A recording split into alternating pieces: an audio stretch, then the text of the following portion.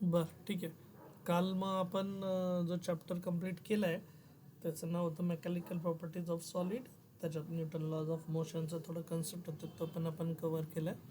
आज मी जे स्टार्ट करतो आहे मग, so as I said earlier की ऑनलाईन आणि ऑफलाईनचे मी टॉपिक्स सोबत ठेवतो आहे, जेणेकरून मला काही गोष्टी सोप्या पडतात. क्वेश्चन्ससाठी असू देत, एक्झाम्स कंडक्ट करण्यासाठी असू देत, त्याच्यासाठी. मग त्या पद्धतीतलाच आता आपण नवीन चॅप्टर घेतो आहे, त्या thermal properties of matter. Thermal properties of matter नंतर ह्या सेक्शनमध्ये आपला साऊंड एक राहील, बरोबर. मग म्हणजे फिजिक्स वनमधला जो पार्ट आहे ना, त्यातलं साऊंड एक चॅप्टर राहील तुमचा. आणि फिजिक्स टूमध्ये मग आपण ऑप्टिक्समध्ये जाणार त्यानंतर. आणि फिजिक्स वन, एकच मिनटं, मी आपलं टेक्स्टबुक ओपन करतो आहे, आपले चॅप्टर पाहतो आहे. Laws of motion we are remaining with, चौथा चॅप्टर. TPM घेतलो आहे मी आता direct, thermal properties of matter. त्यानंतर साऊंड आणि ऑप्टिक्स. हां, ठीक आहे. मग मी थर्मल प्रॉपर्टीज ऑफ मॅटर झाल्यानंतर मी ऑफलाईनच्या मुलांचा इलेक्ट्रोमॅग्नेटिक वेव्ज आणि सेमीकंडक्टर घेतो आहे. कारण इलेक्ट्रोमॅग्नेटिक वेव्ज तुम्हाला मॅग्नेटिझम सेक्शनसाठी लागतो 12वीमध्ये, आणि सेमीकंडक्टर चॅप्टरचा तर पुढचा पार्ट आहेच आहे तुम्हाला 12वीमध्ये पण, म्हणजे तो एक चॅप्टर महत्त्वाचाच आहे. मग राहिला प्रश्न लॉज ऑफ मोशन, साऊंड आणि ऑप्टिक्सचा. ऑप्टिक्स वेव ऑप्टिक्ससाठी गरजेचं आहे. मग ऑप्टिक्सचे जे बेसिक कन्सेप्ट्स आहेत ते वेव ऑप्टिक्समध्ये गरजेचे आहेत, तर तो एक महत्त्वाचा आहे. आणि साऊंड, ओके.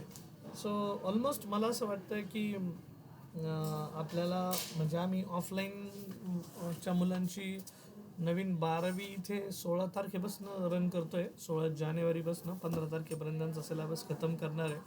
आपली बॅचही आपण बघताल तर 7 ऑगस्टला सुरू झाली. सो त्याच्यामुळे we have already started behind the offline students. So त्याच्यामुळे आपण तो विचार नक्की करायला हवं की आपल्याला मग महिनाभर त्यांच्या पुढे तरी लागेल आपल्याला. पण हां, म्हणजे 11वीचे लेक्चर सुरू होतील आणि 12वीचे लेक्चर सुरू होतील, ते तुम्हाला समजून घ्यावं लागेल. समजून इन द सेन्स म्हणजे 2 गोष्टी कराव्या लागतील आता, ठीक आहे. म्हणजे ते कसं होईल काय एक्झिक्युशन मी सांगेल त्यावेळेस. पण बाबा 11वीचे लेक्चर पण आपले सिलेबसचे चालू राहतील आणि 12वी पण चालू राहतील, असं काहीतरी आपल्याला करावं लागणार आहे, जेणेकरून आपण ट्रॅकवर राहू. कारण 12वीमध्ये पुढे वेळ मिळत नाही मग, आणि 12वी आपल्या दृष्टीने महत्त्वाची आहे, तेवढाच 11वीचा पण सिलेबस आहे महत्त्वाचा. तर ठीक आहे, त्याचा प्लॅन मी सगळा एक्झिक्यूट करून दाखवलंच तुम्हाला. पण let's focus on thermal properties of matter.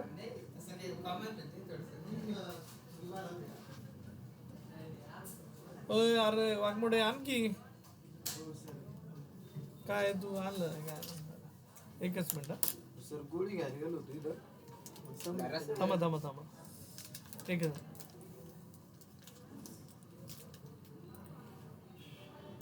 एकच मिनिट, बच्चा पार्टी काय आणलं? सोयास्टिक, चॉकलेट होता. चॉकलेट आहे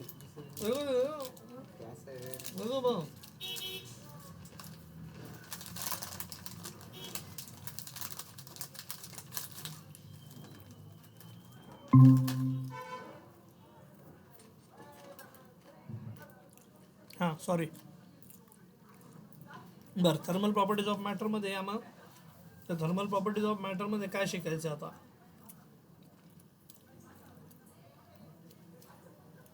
बेस्ट चॅप्टर आहे थर्मल प्रॉपर्टीज ऑफ मॅटर, आणि त्याच्यामध्ये मी आज तुम्हाला टेम्परेचर स्केल विषयी शिकणार आहे. तुम्ही काय करा, पेज नंबर 159वर या आणि 159वर क्वेश्चन नंबर 1 बघा.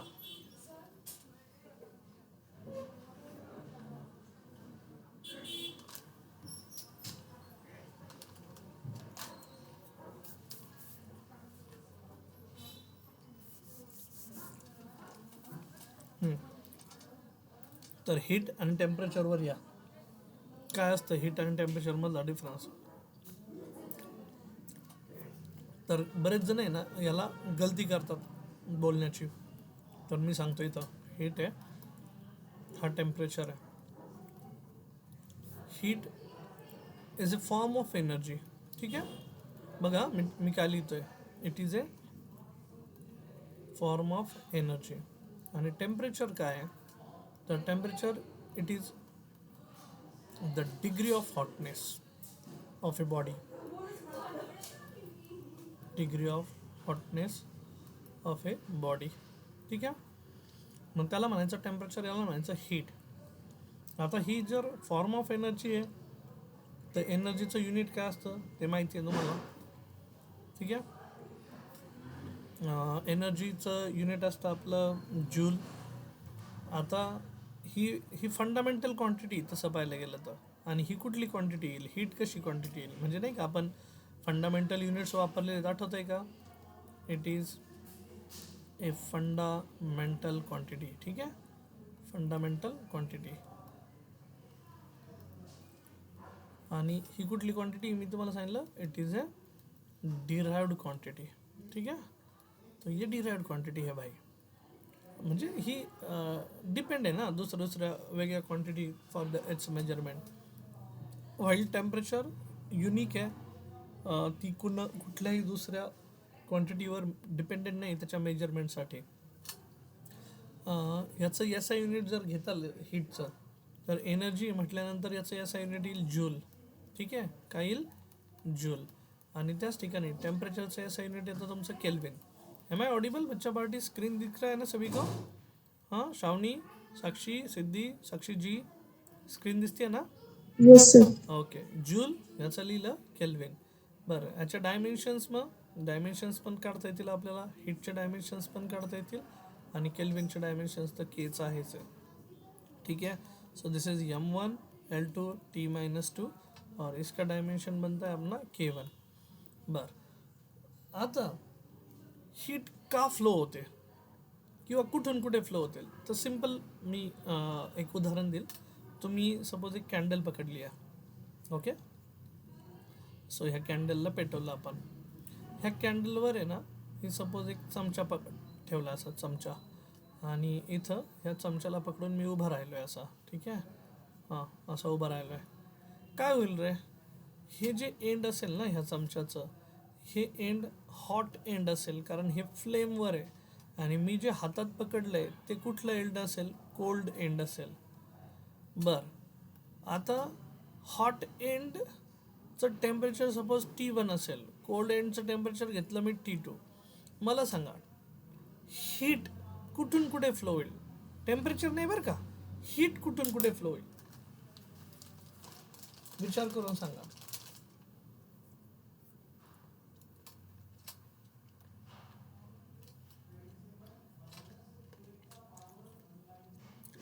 हीट कुठून कुठे फ्लो होईल साक्षी, कोल्ड एंडकडनं हॉट एंडकडे की हॉट एंडकडनं कोल्ड एंडकडे. हॉट एंड कडून कोल्ड एंड कडे. बरोबर. आणि का होईल, because of the temperature difference. तर हीट फ्लो होण्यामागं जे कारण आहे ना,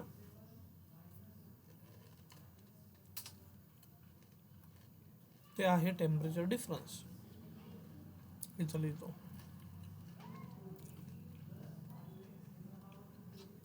heat flows from higher temperature to lower temperature because of difference in temperature. Difference in temperature of two ends. That's it. बरं, मग आता सर्वांनी तो जो डिफरन्स आहे तो बघा बरं, आणि काय काय त्यातलं समजतंय मला सांगा बरं पटकन. कारण त्याच्यानंतर मी टेम्परेचर स्केल शिकवणार आहे, आणि टेम्परेचर स्केलवर सगळ्यात जास्त प्रश्न विचारले जातात नीट JEE CET मध्ये.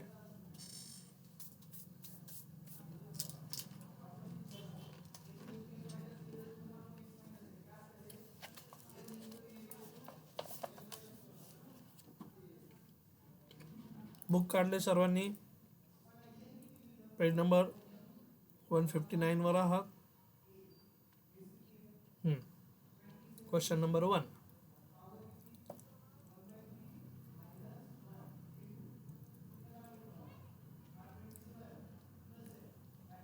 हीट मेजर करण्यासाठी हीट एक्सचेंज मेजर करण्यासाठी जे डिव्हाइस वापरलं जातं त्याला म्हणतात कॅलोरीमीटर.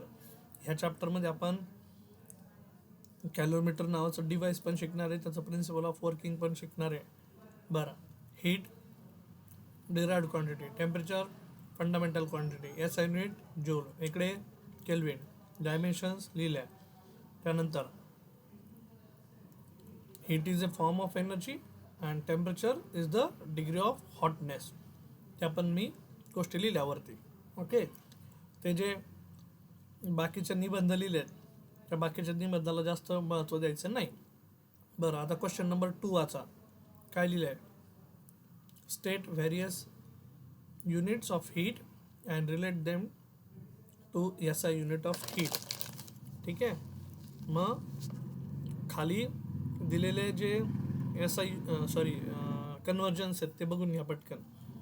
तर 1 जूल ऑफ एनर्जीचं युनिट आहे, SI युनिट आहे joule. 1 joule of energy is equals to लिहितात 1 × 10⁷ अर्ग्स ऑफ एनर्जी. ठीक आहे, मग ही कुठलं युनिट आलं? CGS. हे कुठलं युनिट आलं? SI unit.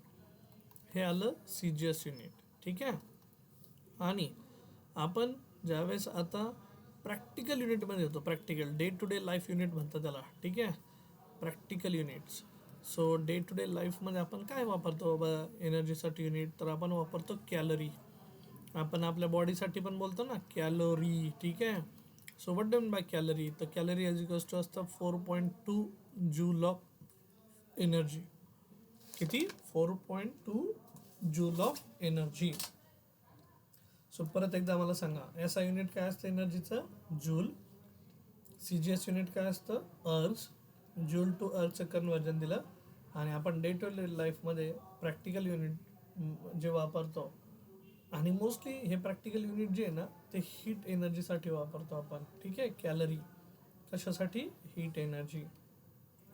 हीट म्हणजे अशी एनर्जी की ज्याच्यापासून आपण हीट प्रोड्यूस करतोय, एनर्जी प्रोड्यूस करतोय in order to increase the temperature of the body, like that. Okay, ते पुढे जाऊन आता आपल्याला छोटे छोटे टर्म्स आहेच. मग आता मी तुम्हाला आज जे शिकवणार आहे ते शिकवणार आहे टेम्परेचर स्केल वापर. मग टेम्परेचर स्केल काय असते बाबा? मग टेम्परेचर स्केलमध्ये तुम्ही काय करायचं, आता डायरेक्ट पेज नंबर 161 वर या. आलात का? 161 वर क्वेश्चन नंबर 14 बघा. कारण बाकीच्या ज्या गोष्टी आहेत त्या मी जे प्रश्न आहेत मधले ते प्रश्न थेरॉटिकल पॉईंट्स म्हणून कव्हर होणार आहेत माझ्या बोलण्यातनं. हां, क्वेश्चन नंबर 14 काय लिहिलं आहे? Ice point. आणि दुसरा काय लिहिलं आहे? Steam point. आईस पॉईंट म्हणजे काय? The temperature at which pure water freezes at 1 standard atmospheric pressure is called as ice point, किंवा त्याला फ्रीजिंग पॉईंट म्हणतात.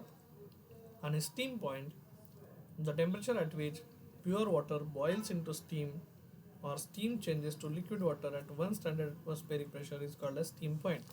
आता आईस पॉईंट म्हणजे काय? सोप्या शब्दात सांगायचं म्हणलं तर असा पॉईंट की जिथं ते फ्रीज होणार आहे. आणि स्टीम पॉईंट म्हणजे काय? लिक्विड स्टेटचं कशात कन्वर्जन होणार आहे? गॅस स्टेटमध्ये. त्याला म्हणतो स्टीम पॉईंट. मी त्या स्टीम पॉईंटला बॉइलिंग पॉईंट पण म्हणतो. ठीक आहे, सो आईस पॉईंट किंवा त्यालाच आपण दुसरा पॉईंट काय म्हणतो? Freezing point. Okay, freezing point. दुसरा आपला स्टीम पॉईंट किंवा त्यालाच आपण म्हणूयात बॉइलिंग पॉईंट. ओके, हां, सो म्हणजे हे जे 2 पॉईंट्स आहेत ते महत्त्वाचे असतात माझ्यासाठी कुठल्याही टेम्परेचर स्केलवर.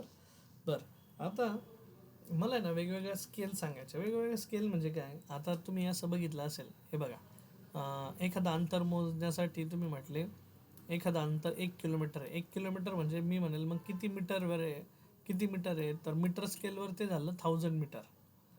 सेंटीमीटरमध्ये जर घ्यायचं म्हटलं तर मी म्हणेल मग किती सेंटीमीटर आहे? मग परत तुम्ही सांगताल sir 1 metre is equals to 100 centimetre. म्हणजे तुम्हाला काय करावं लागेल? ह्या 1000ला मल्टिप्लाय करावं लागेल. कितीने मल्टिप्लाय करताल? 100ने. मग उत्तर कशात येईल? सेंटीमीटरमध्ये. म्हणजे ह्या वेगवेगळ्या स्केल झाल्या. This is kilometre scale, this is metre scale and this is centimetre scale. मग टेम्परेचरच्या बाबतीत पण अशा वेगवेगळ्या स्केल आहे. तुम्ही असं कधी बोललेत का रे मला 100चा ताप आलाय, मला 102चा ताप आलाय? कधी जर तुम्हाला ताप आला असेल तर तुम्ही असं बोलतात की अरे 100च्या वर गेलाय ताप. तर मग ताप येणं हे टेम्परेचर तुम्ही कशात मेजर करता? कोणी सांगेल मला? हॅलो. सेल्सिअस. सेल्सिअस. साक्षी. ओके. अजून?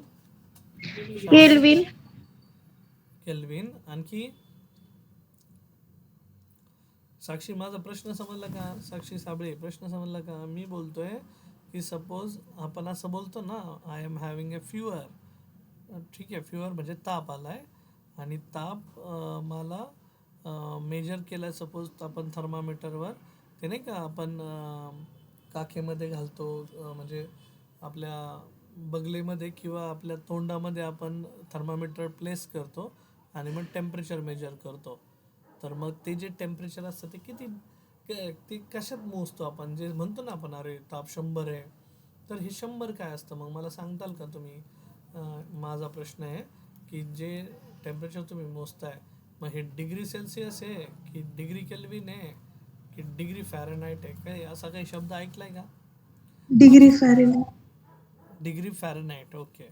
बर. मग ह्या ज्या गोष्टी आहे ना, ह्या स्केल्स आपल्याला शिकायच्या आहेत मग आज. ओके. तर मग सपोज तुम्हाला एखादं टेम्परेचर दिलं आहे बाबा डिग्री सेल्सिअसमध्ये, त्याला डिग्री केल्विनमध्ये कन्वर्ट करा किंवा डिग्री फॅरेनहाइटमध्ये कन्वर्ट करा असं ते लोक सांगतात. मग आपल्याला ते टेम्परेचर स्केल्सबद्दल शिकायचं आहे आज. सो हेडिंग राहील आपलं टेम्परेचर स्केल्स. मग काय आहे टेम्परेचर स्केल्स बाबा? तर मग वेगवेगळ्या स्केल आहेत. लाईक मी सांगतो, समजा सेल्सिअस स्केल. ठीक आहे.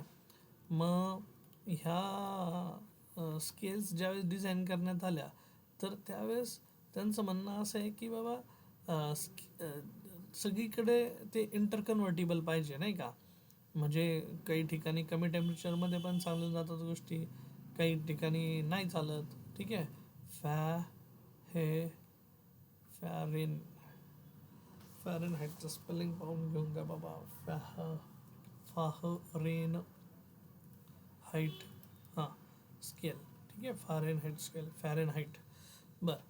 तर सेल्सिअस स्केल, केल्विन स्केल किंवा कुठली अननोन स्केल असू द्यात, त्या सगळ्या स्केलवर काही ना काही सेम असणार आहे किंवा त्या स्केलचं काही ना काही गोष्टी कॉन्स्टंट असणार आहे. तर मग त्यांनी काय सांगितलं, तर ते म्हणतात की सेल्सिअस स्केलचं सपोज अननोन टेम्परेचर कुठलीही स्केल घ्या, फॉर एनी टेम्परेचर स्केल. बघा, the ratio of unknown temperature on that scale, unknown temperature minus unknown temperature on any scale minus त्या स्केलचा ice point temperature.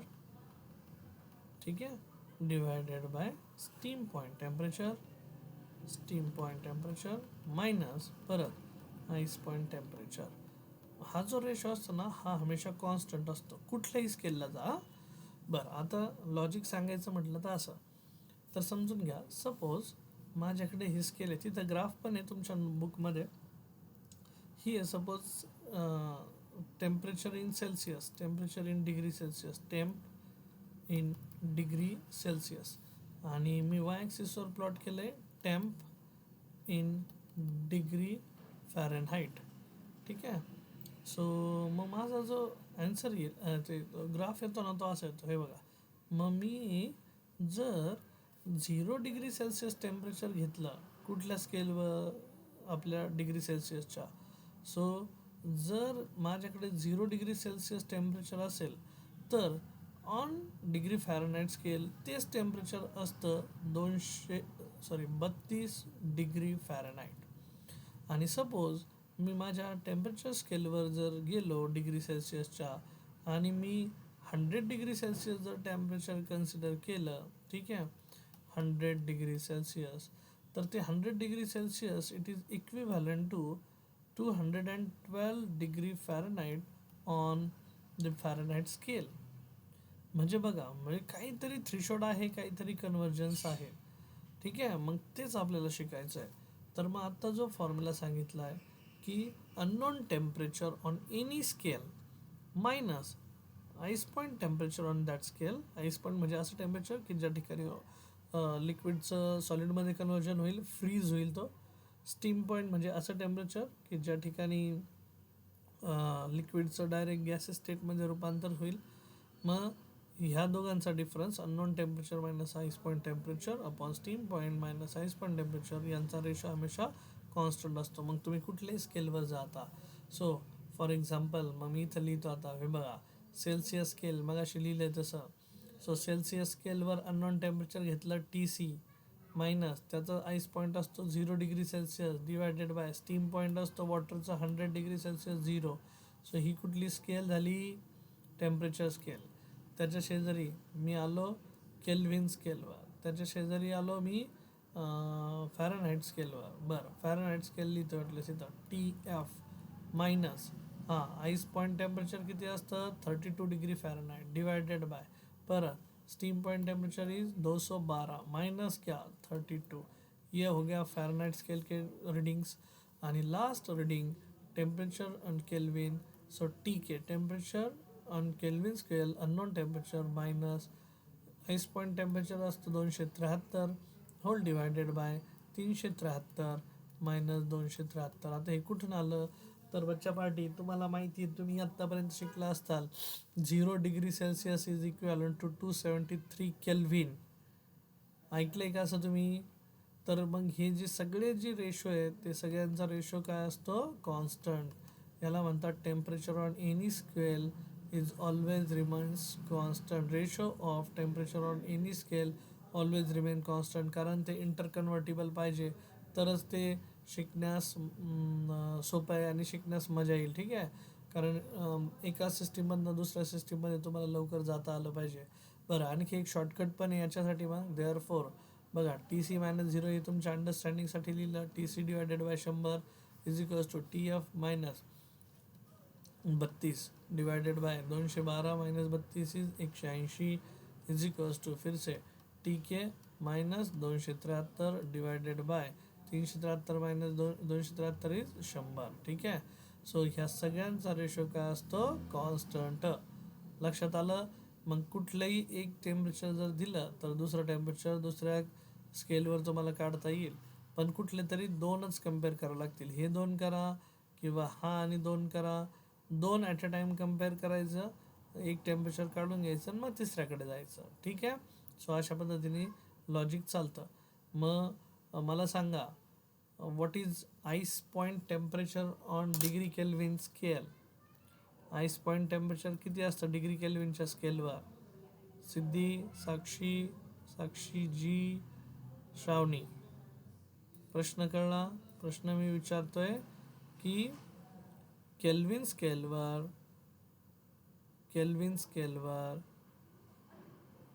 0 degree सेल्सिअसचं equivalent temperature किती असतं?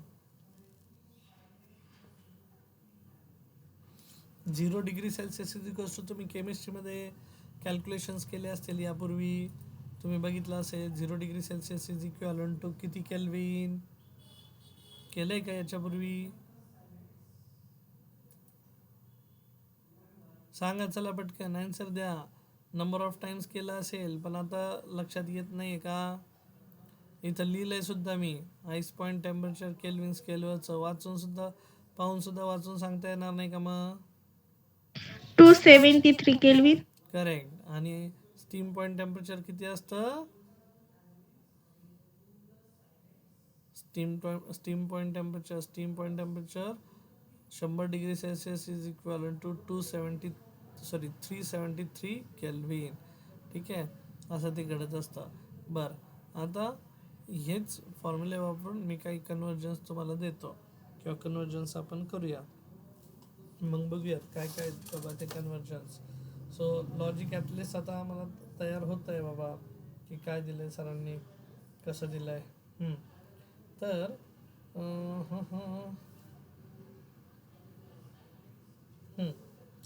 Question number 21 बघा, page number 162, page number 162, question number 21.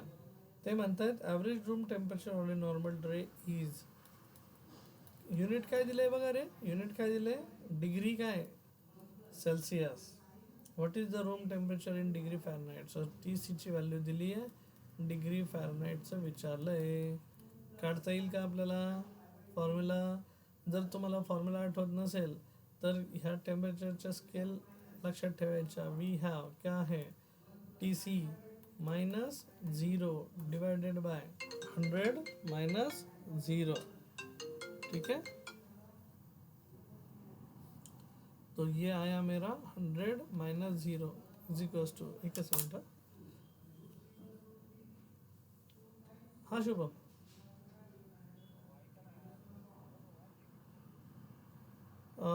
Shubham मी आता क्लासमध्ये, आपण 9 वाजता बोलूयात का. फोन करेल मी. हां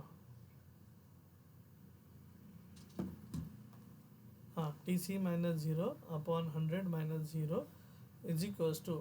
आता टेम्परेचर स्केल आहे, फॅरनहाईट स्केलवर आपण तेच काय लिहितोय, T F. Oh sorry for this. हां सो टी एफ मायनस इथं लिहिलं 32 होल डिवायडेड बाय, इथं खाली फॉर्म्युला घेताना 212 मायनस किती होतं 32. ओके, सो ही फॅरनहाईट स्केल तुम्हाला लक्षात पाहिजे. किंवा 180 लिहा, इथं 100 लिहा. I am okay with it. काही लोक डायरेक्ट फॉर्म्युला लिहितात. I am also okay with it. पण this is my style of going. I use to go in this way so that माझ्या डोक्याला पाठ करायची गरज काही पडत नाही. किंवा फॉर्म्युला 9/5 आहे का 5/9 आहे असं करायची पण गरज पडत नाही. सो टी सीची व्हॅल्यू लिहिली 27 divided by 100 is equals to T F minus 32 divided by 212 minus 32 is 180. ठीक है, वो लिख लिया मैंने. और ये 180 को उधर लेके जाएंगे तो 180/100 ही एक फिक्स व्हॅल्यू तुमच्या डोक्यात राहिली पाहिजे आता. So 180 multiplied by 27 upon 100 is equals to T F. Sorry, हाँ टी एफ माइनस 32. सो बोलो कैलकुलेशन कोई बताएगा. 25 जा 100, 29 जा 180 अँड 27 इंटू 9 हे मल्टिप्लिकेशन करा आणि त्याच्यामध्ये कोण ॲड करा, हा 32 मायनस आहे तिकडचा, हा प्लस होईल, आन्सर मिळून जाईल. लॉजिक समजले सर्वांना. लॉजिक समजते का सर्वांना. बघा टेम्परेचर कशात दिलं होतं, डिग्री सेल्सिअसमध्ये. कन्वर्ट कशात करायचं आहे, डिग्री फॅरनहाईटमध्ये. मग तुम्हाला 2 स्केलचं कॅम्पॅरिझन करावं लागेल, डिग्री सेल्सिअस आणि डिग्री फॅरनहाईट. अंडरस्टूड. साक्षी, श्रावणी, सिद्धी, साक्षीजी, अंडरस्टूड. कन्सेप्ट समजलाय का सांगा मला. Yes sir. बर ठीक आहे. लगेच नसेल समजला, पचनी नसेल पडला, आणखी एक प्रश्न घेतोय. ठीक आहे. आता क्वेश्चन नंबर 22 बघा खालचा. ते म्हणतात normal human body temperature in Fahrenheit is. तसं नॉर्मल बॉडी टेम्परेचर किती असतं रे आपलं मनुष्याचं, कुणी सांगेल मला. डिग्री सेल्सिअसमध्ये तुम्ही आकडा ऐकला असेल आपल्या बॉडीचा. आपल्या बॉडीचं नॉर्मल टेम्परेचर असतं 37 डिग्री सेल्सिअस. ठीक आहे, आणि जर याच्यापेक्षा टेम्परेचर 1 डिग्री सेल्सिअसने जरी वाढलं ना, लगेच आपण म्हणतो अरे ताप आला. बघा मग 1 डिग्री सेल्सिअस पण बॉडी आपली सहन करू शकणार नाही. बरं, question number 22. Normal human body temperature in Fahrenheit is. Fahrenheit स्केलवर ते नॉर्मल ह्युमन बॉडी टेम्परेचर आहे 98.4 डिग्री फॅरनहाईट. म्हणजे त्यांनी फॅरनहाईटमध्ये टेम्परेचर दिले. What is the body temperature in degree Celsius. ते म्हणतात डिग्री सेल्सिअसच्या स्केलमध्ये ते काय असेल, डिग्री सेल्सिअस स्केलमध्ये काय असेल. म्हणजे तुम्हाला कन्वर्जन कुठून कुठे जायचं सांगा, कुठून कुठे जायचं सांगा. फॅरनहाईट स्केलवरनं कुठून जायचं आहे, Fahrenheit scale two degree Celsius scale, तिकडे जायचं आहे आपल्याला. ठीक आहे, मग फॅरनहाईट स्केल म्हणजेच कोण, तर T F minus 32 upon 212 minus 32 is equals to T C minus 0 upon 100 minus 0. आठवतं आहे फॉर्म्युला. मग टी एफची व्हॅल्यू दिलेली आहे, किती आहे 98.4 इधर डाल दिया ॲज इट इज. आता काही कन्वर्जन नाही. -32 आणि हे 212 180 इज इक्वल्स टू TC आपण काय 100 आणि 100 आपण तिकडे घेऊन गेलो. काय झालं मग सांगा 180ने. देअरफॉर हे दोघांचं सबट्रॅक्शन करा. 98.32चं काय येईल बघा. हां, ती आलेली व्हॅल्यू जी येईल सबट्रॅक्ट झालेली व्हॅल्यू. आता हे इकडे मल्टिप्लाय झाल्यामुळे एक तर 180/100 म्हणजे इथं काहीतरी तुमचा फॅक्टर बनेल. नंतर फॅक्टर इकडे येऊन परत मल्टिप्लाय होईल. किंवा TC काढायचं आहे म्हटल्यानंतर ह्याला तिकडे घेऊन जाण्यापेक्षा त्यालाच इकडे आणा. उलटे पालटे हेलपाटे नको आपल्याला. ठीक है, काय हरकत नहीं. अपन क्या करेंगे, 100 को इधर आएंगे, मल्टीप्लाई करेंगे इसको. So 98.4 minus 32 end divided by 118. ये 100 इधर लिख के जाओ. सो आपको मिलेगा TC 98.4 minus 32 divided bye 180 multiplied by 100. करेंगे, कर पाओगे. लॉजिक समजते है. लॉजिक महत्त्वाचं आहे. ठीक आहे, आणि हे लॉजिक समजलं तर आन्सर मिळतील. सो एक आणखी एक क्वेश्चन आहे. क्वेश्चन नंबर 20 बघा. Question number 20. तर क्वेश्चन नंबर 20मध्ये काय होतं माहिती आहे का, मोस्टली मुलं कन्फ्यूज होतात. आता कन्फ्यूज काय होतं ते सांगतो मी कारण. Question number 20. If the temperature of a gas is increased by 20 degree Celsius. म्हणजे गॅसचं काहीतरी टेम्परेचर असेल, इनिशियल टेम्परेचर नाही का, आहे का नाही. म्हणजे अपन मान लो लाइक चलो T1 is equals to x degree Celsius है और इसको इंक्रीज किया.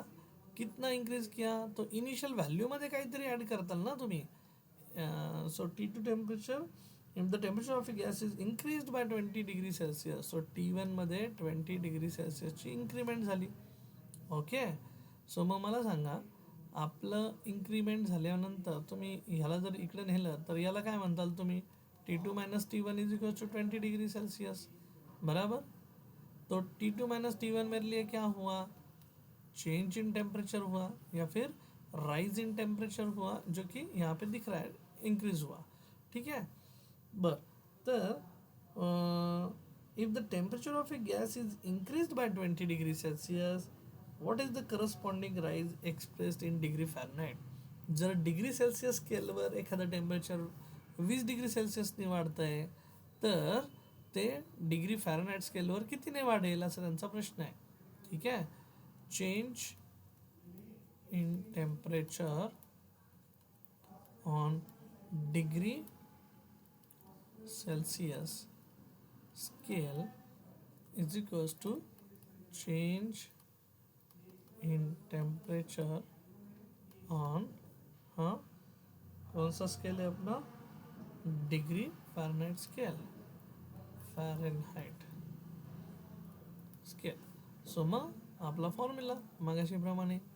मगाशी सेल्सिअस स्केलसाठी काय लिहिलं तुम्ही, TC minus 0 divided by 100 minus 0 is equals to TF minus 32 divided by 212 minus 32. मग बच्चा party, what is this TC minus 0. तो ये मेरे लिए चेंज है, ये भी मेरे लिए चेंज है. तो दिस इज चेंज इन टेम्परेचर. मतलब अभी अपन के पास दो टेम्परेचर है, लेकिन मैंने इसको माना change in temperature. Delta TC upon 100 minus 0 is 100. And यहाँ पे change in temperature on degree Fahrenheit scale. So इसको लिखा TF माइनस 32 डिवाइडेड बाय 212. ये बन गया 180. Now this step is very important. See, आपल्याला काहीतरी अजम्पशन करावं लागेल की rise in temperature on Celsius scale 20 आहे, तर rise on temperature on Fahrenheit scale किती असेल हा त्यांचा प्रश्न आहे. सो आपके पास है फिर देयरफॉर 20 डिवाइडेड बाय 100. ये 180 उसको मल्टीप्लाई करने के लिए आया यहाँ से, तो आपको मिलेगा change in temperature on Fahrenheit scale. That's it. Logic समजते हैं, लॉजिक समजते हैं. आन्सर काढता येईल, सोपं आहे, स्ट्रेट फॉरवर्ड आहे. हां, साक्षी, सिद्धी, साक्षी जी, श्रावणी, लॉजिक सिंपल आहे, स्ट्रेट फॉरवर्ड आहे. सी, हे बघा, change in temperature on degree Celsius जर 20 डिग्रीचा होता तर change in temperature on degree Fahrenheit स्केलचा तो किती असेल हा आपला त्यांचा प्रश्न होता. असाच प्रश्न तुम्हाला पुढे पण पाहायला मिळेल. सो मग पेज नंबर एकच मिनिट हा. तुम्ही काय करा,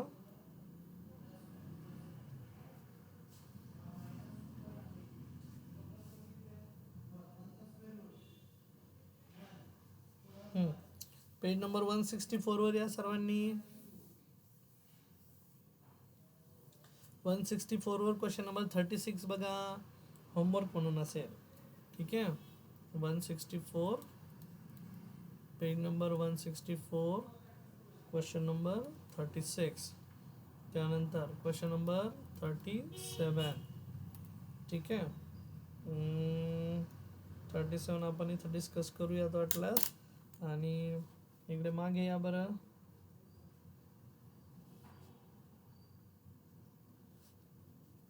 आपल्या याच्या सेक्शनमध्ये या.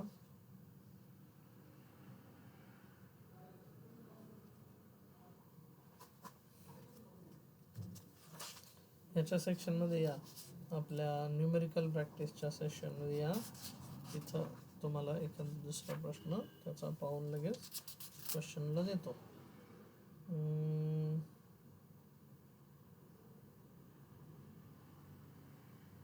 Measurement of temperature.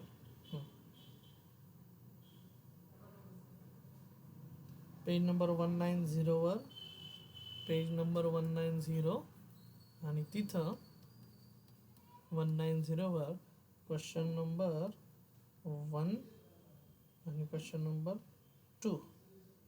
ठीक आहे, तर हे दोन्ही करायचे आहेत. बरं, मग आता मी मागे येतो. क्वेश्चन नंबर 164 वर question number 37. 160 page number 164 question number 37. Question number 37. Calculate the temperature which has the same value on Fahrenheit scale and Kelvin scale. म्हणजे मी तुमच्यासाठी हा सोडवतोय हा 37 वाला. बघा, 3 मिनटं आहेत आपल्याकडे शेवटचे. तर 3 मिनटात सगळ्यांनी आता लक्ष देऊन ऐकायचं आहे. सोपं आहे आणि फेवरेट क्वेश्चन आहे एक्झामिनरचा. असं टेम्परेचर शोधा, तो म्हणतोय क्वेश्चन नंबर 37 मध्ये. असं टेम्परेचर शोधा की जे टेम्परेचर फॅरनहाइट स्केलवर आणि केल्विन स्केलवर, बघा, calculate the temperature which has the same value on Fahrenheit scale as well as Kelvin scale. दोनों का वैल्यू क्या होना मांगता, सेम होना मांगता. Let that temperature be the T. T temperature म्हणतो मी त्याला. ठीक आहे, मग आता दोघांमधलं कन्वर्जन माहीत पाहिजे. तर वी हॅव, हां बोलो, टी एफ का स्केल कैसे लिखते अपन, फॅरनहाइट स्केल, फॅरेनहाइट स्केल आणि केल्विन स्केल, दोघांना काय करायचं, कम्पेअर. तर मग फॅरनहाइट स्केलवर आपण जे टेम्परेचर लिहितो ते लिहितो T of. Let T be the temperature which is same on Fahrenheit and Kelvin scale. T F minus काय लिहितो आपण, 32 डिवायडेड बाय, हां बोलो, 212 minus 32 is equals to Kelvin स्केलवर काय लिहितो आपण, T K minus 273 divided by 373 minus 273. बर, आता सांगा दोन्ही टेम्परेचर जर सेम असतील तर देअरफॉर टी एफची व्हॅल्यू घेतली T minus 32 divided by 212 minus 32 is 180. कारण टी एफची व्हॅल्यू टी म्हणून रिप्लेस केली. इथं पण टी केची व्हॅल्यू टी, कारण दोन्ही टेम्परेचर मला सेम हवे. 273 अपॉन 100. मग आता मला हा टी फाइंड आउट करायचा आहे. ह्या 100ला तिकडे घेऊन जा, 180ला इकडे घेऊन या, किंवा इथंच कॅल्क्युलेट करून कमी जास्त करून घ्या आणि मग पुढे जा. It's okay, I am okay with it. ठीक आहे, सो तुम्ही टीची व्हॅल्यू आता अननोन आहे, क्रॉस मल्टिप्लाय करून काढा. ही टर्म तिकडे घेऊन जा, 180 इकडे घेऊन या आणि मग टीसाठी सॉल्व करा. कसंही पण तुम्हाला आन्सर मिळून जाईल. खूप सोपं आहे. पहिलीच स्टार्टिंगची स्टेप जी आहे ना ती महत्त्वाची आहे की let the temperature on both scale be T. हमेशा लक्षात ठेवायचं formula, unknown temperature minus ice point temperature divided by steam point temperature minus ice point temperature. ठीक आहे, आणि हे सिम्पल स्ट्रेट फॉरवर्ड मी तुमच्यासमोर मांडलं आहे. ओके, सो मग आज के लिए बस इतना ही बच्चा पार्टी. आणि कालचे न्यूमेरिकल्स आवडले का? काल संध्याकाळी होमवर्कला टाकलेले. साक्षी काय चौथं न्यूमेरिकल सुटलं नाही असं म्हणली. काय अवघड नव्हतं त्याच्यात. Force is equals to mass into ॲक्सलरेशनचा फॉर्म्युला वापरायचा होता सिम्पल. बट स्टील ठीक आहे. It's okay. ट्राय करा आजच्या दिवशी. हां ठीक आहे. So let's stop for today now. थांबूयात मग. चलेगा. चलो गुड नाईट.